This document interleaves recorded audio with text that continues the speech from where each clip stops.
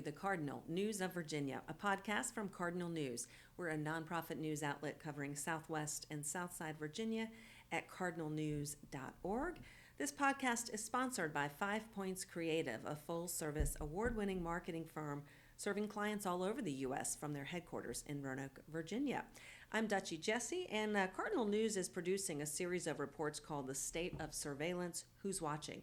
It's an investigation into public-facing surveillance technology in Southwest and Southside Virginia. Now, previous podcast, we focused on sort of introducing you to that series and introducing you to the project, and I highly recommend listening to that episode if you haven't yet.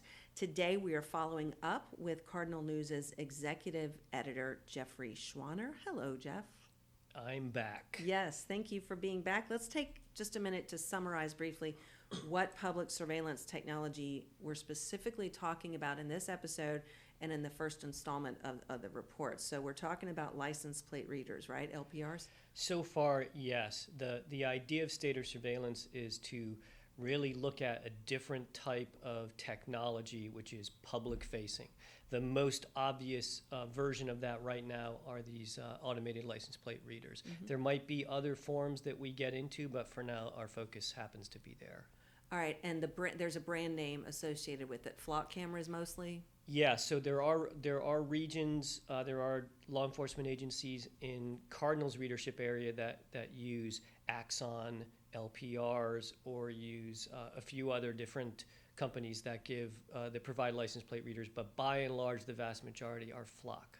Okay, so today we're going to talk about a very long drive you went on in your personal vehicle across multiple portions of our coverage area to find out where your car's license plate was captured, where that image was captured, and how you might get that information. Tell us about that day that you went on that drive. So it was a long day, but I did make stops along the way. It was about 315 miles. And the first leg was from Stanton, which is in the Shenandoah Valley, down to Roanoke. I stopped here, had a meeting with reporters, met a few people, drove around the city a little bit, and then headed off to Martinsville. And it was one of those, I don't know if you guys remember February 13th. It's etched into my memory. But we still had a lot of snow on the ground, okay. And it was a cold morning, but a warming up day, so there was a lot of fog and mist on the road on 220 heading down to Martinsville, and a couple of trees that either were down or branches were down blocking the road. So it was not bad for traffic, but there were like some strange impediments like, fog and the occasional piece of a tree blocking a lane. From Martinsville, I stopped and had some lunch and had some coffee, and then I moved on to Danville. And so that's going... I don't remember the name of the highway exactly. It might be, is it 58? 58 maybe. And that's about 45 minutes to get from Martinsville to Danville. From Roanoke to Martinsville, about an hour, give or take. It might have been a little longer on that day. And I took a little break in Danville, and then I drove up to Lynchburg, and I got off of Route 29 onto Business 29, so I would go past the entrance to Liberty University, just so I had a sense of like where a lot of people who are coming into the city might be coming in or might be leaving the city. And then from Lynchburg, I drove up through Amherst County and Nelson County and over Afton Mountain and back down through Augusta County and back into Stanton and got back. It was probably about a 10-hour haul altogether. Did you get through Roanoke? Yeah, I stopped in Roanoke first. Okay. Yes, I stopped in Roanoke for the team meeting, and then I drove some of the downtown streets as well. So after you took this epic drive, what did you do next?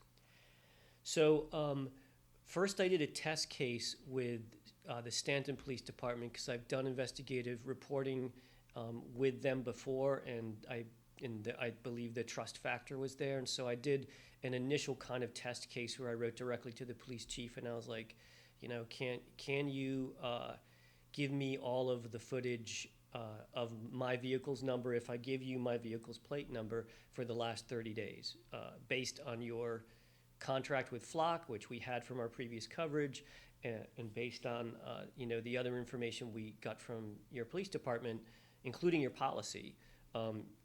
then I think you can do this. And he gave it to his FOIA person, and the FOIA person initially wanted to reject it. And so I responded,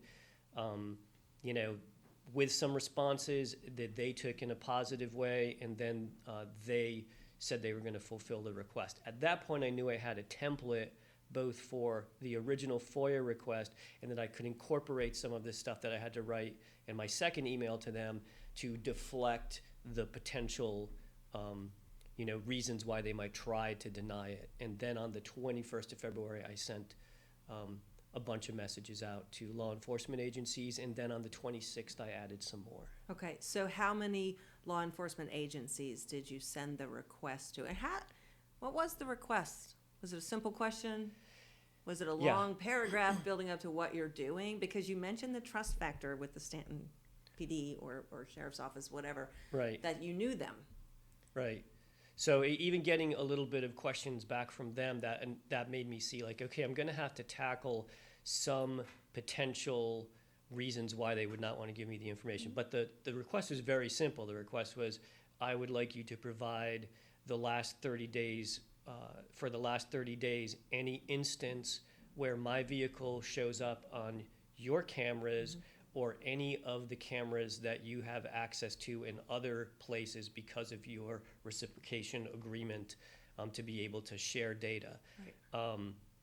And I would also like Flock's vehicle fingerprint, which supposedly is another way they can find a vehicle that doesn't involve when you have a partial plate or an obscured plate, but you know that it's a 2015 Ford Explorer and it has a New York Yankees bumper sticker on the back or whatever the case may be.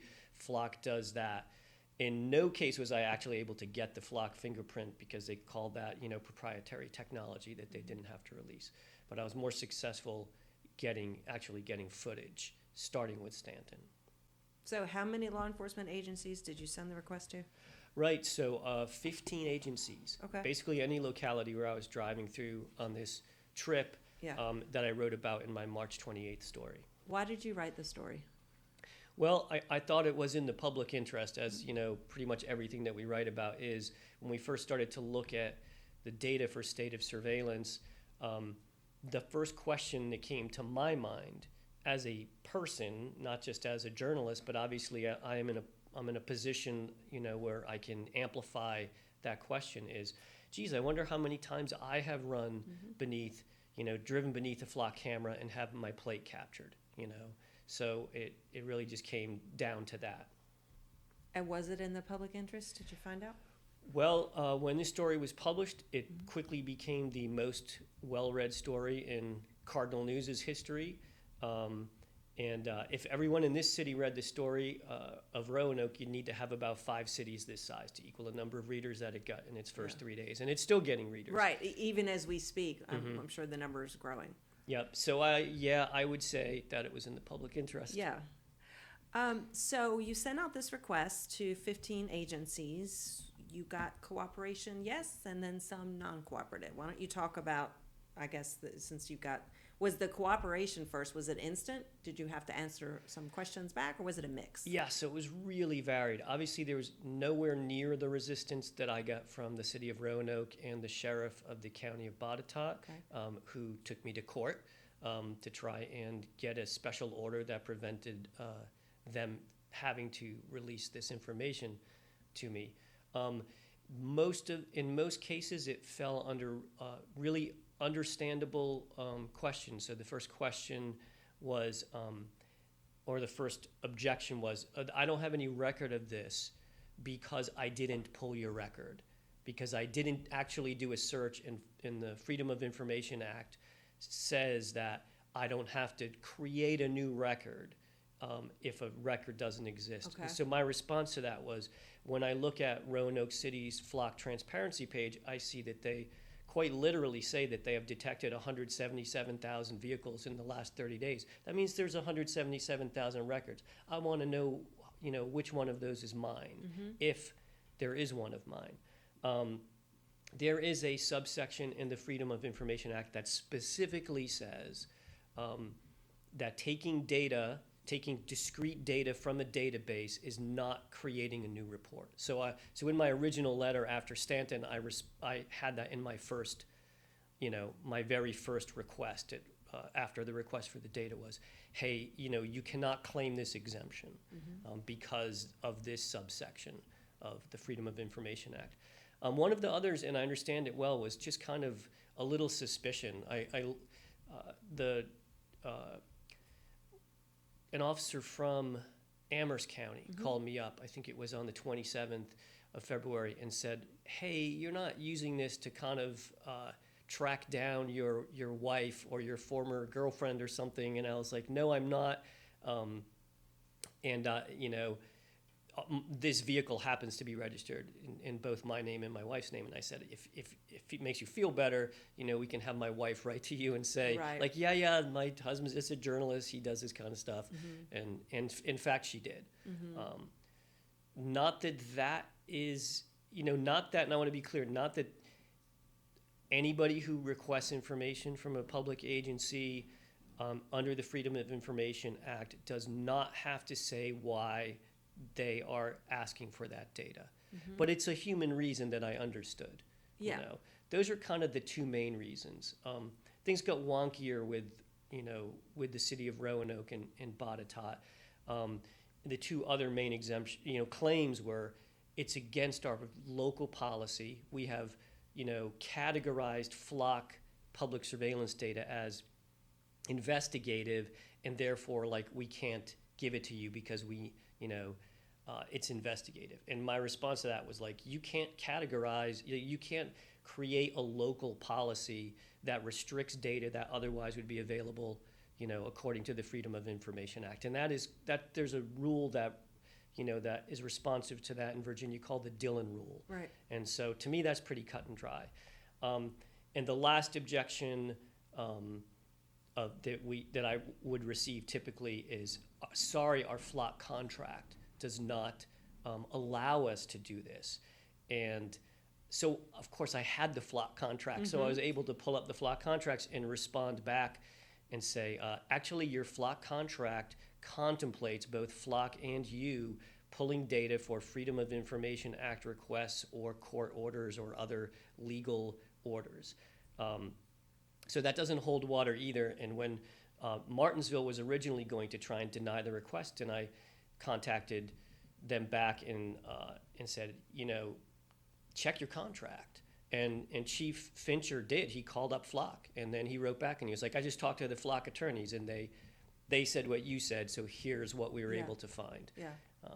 The one thing which was extremely unusual and which was argued in the court hearing that we had with the city of Roanoke and Botetourt County is that some city officials had the concern that by fulfilling this FOIA request, they would be committing a Class 6 felony by giving me identifiable information about myself. But in fact, the information which they would be giving me is just, as you guys, anyone who reads the story can see, it's a picture of the back end of my car with the license plate number that I provided to them. The Virginia law that they were referring to has either 11 or 14 very specific things. So obviously that includes your social security number, your bank information, things like that. It doesn't include a picture of the back of your vehicle or even your license plate number, or the location or the time in which that photograph was taken. So to me, it's just kind of it's not an argument that has much value. But those are the main points of resistance. Yeah. So I'm so interested in the part of this about relationships, trust, relationship building. There is a natural tension between. I would say there's a natural tension between law enforcement sometimes and journalists, right? Because they use the term investigative. They have a certain objective in their work, and journalism, there's an objective there. When they first resisted, when Roanoke and Botetourt specifically first put up that barrier, did you, as Jeff Schwaner, the editor, reply to them? Did you get an attorney involved there?